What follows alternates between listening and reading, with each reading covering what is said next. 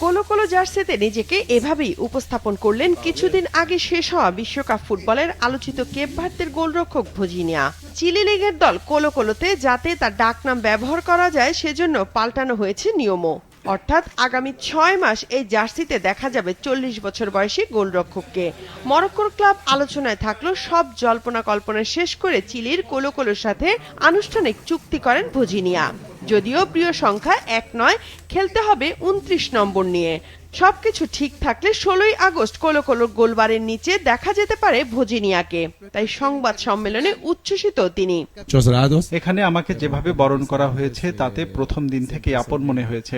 এখানে আসতে পারাটা আমার জন্য সম্মানের। আমি সভাপতি এবং কোলো কোলোকে ধন্যবাদ জানাতে চাই।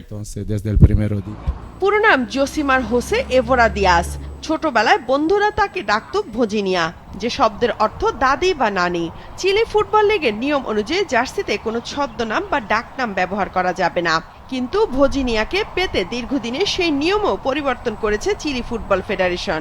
আপাতত চুক্তি 6 মাসের হলো, এটা বেড়ে 1 বছর হতে পারে।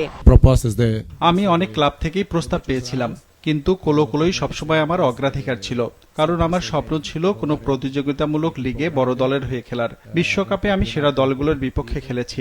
এখন আমি ক্লাবের লক্ষ্য অর্জনের দিকে মনোযোগ দিতে চাই। কোলো কোলো চিলি লিগের 1 নম্বর দল। 34 বার লিগ শিরোপা জেতা দলটিতে ভজিনিয়ার নাম ঘোষণার পর থেকে আগ্রহ তুঙ্গে সমর্থকদের। ব্লাঙ্কো ই নেগ্রো দ্বারা পরিচালিত ক্লাবটি চিলির সবচেয়ে বড় দল হিসাবে গণ্য করা হয়। বিমানবন্দরে কয়েকশো কোলো কোলো সমর্থক তাকে বরণ করেন।